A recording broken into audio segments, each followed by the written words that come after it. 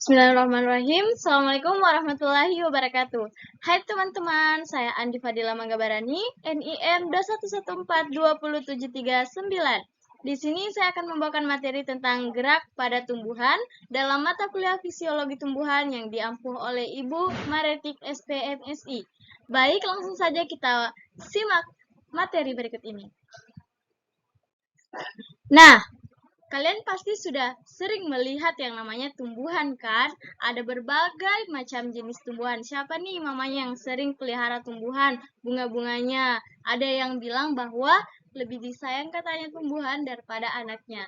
Oh, teman-teman, kita lihat bahwa tumbuhan itu berbeda. Dia itu diam saja di tempat. Akan tetapi ternyata tumbuhan di sini ada 4 pokok pembahasan yang saya akan bahas. Yang pertama yaitu tentang definisi gerak tumbuhan, kemudian ada gerak endinom, kemudian ada gerak eksinom, dan ada faktor eksternal yang mempengaruhi.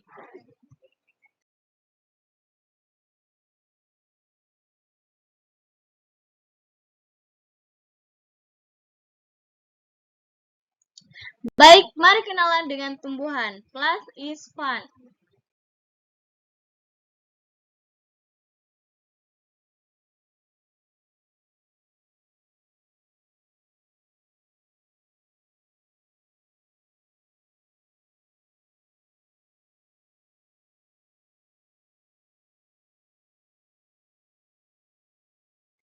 Oke, di sini kita akan bahas tentang definisinya. Mengetahui pengertian gerak pada tumbuhan.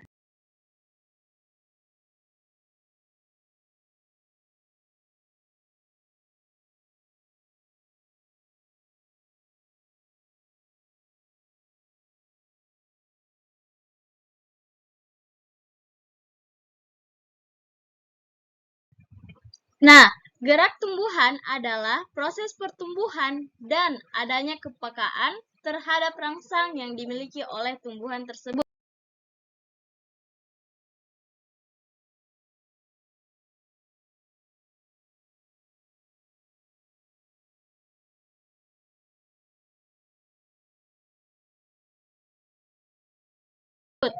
Kemudian kita masuk yang gerakan pertama, gerak endinom.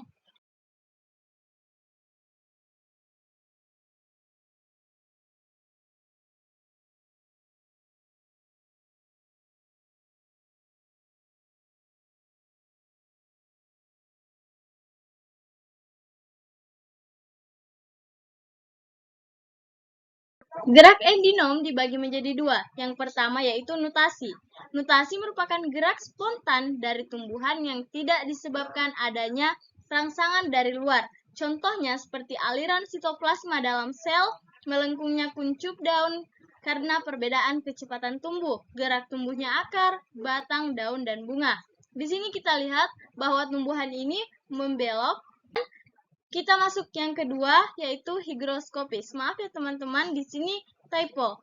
Kemudian kita bahas apa itu higroskopis. Higroskopis merupakan gerak bagian tumbuhan yang terjadi karena adanya perubahan kadar air pada tumbuhan secara terus-menerus.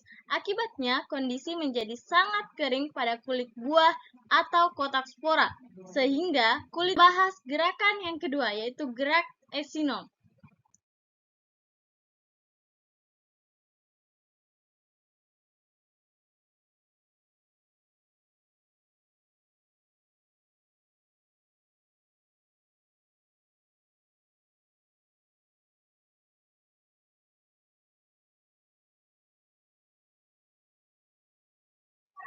Ya, gerak eksinom ini ada 3. Yang pertama yaitu tropisme.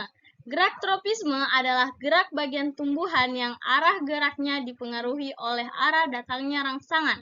Tropisme berasal dari bahasa Yunani yaitu trop yang berarti membelok. Bila gerakannya mendekati arah rangsangan disebut tropisme positif.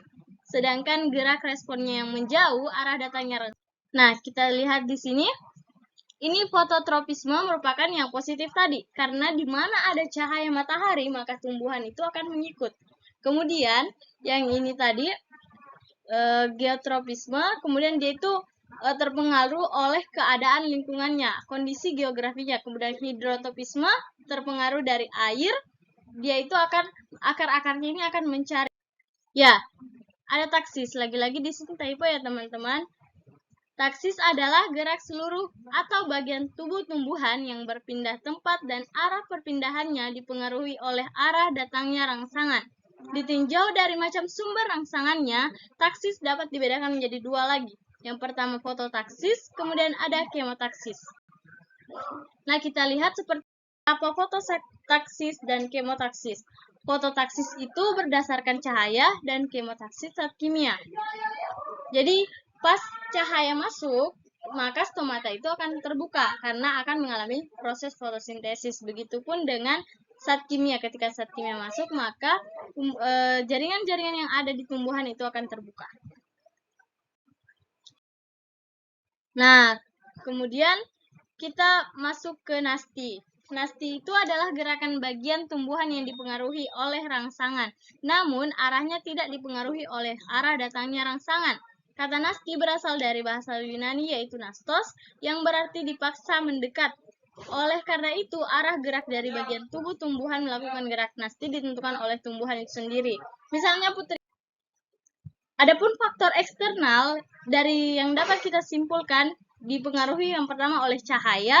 Seperti tadi ada ketika di mana cahaya datang, disitulah tumbuhan akan memanjang. Seperti misalnya pohon kelapa, di mana arah matahari, kemudian pohon itu akan ke kanan atau ke kiri. Kemudian ada sentuhan seperti putri malu.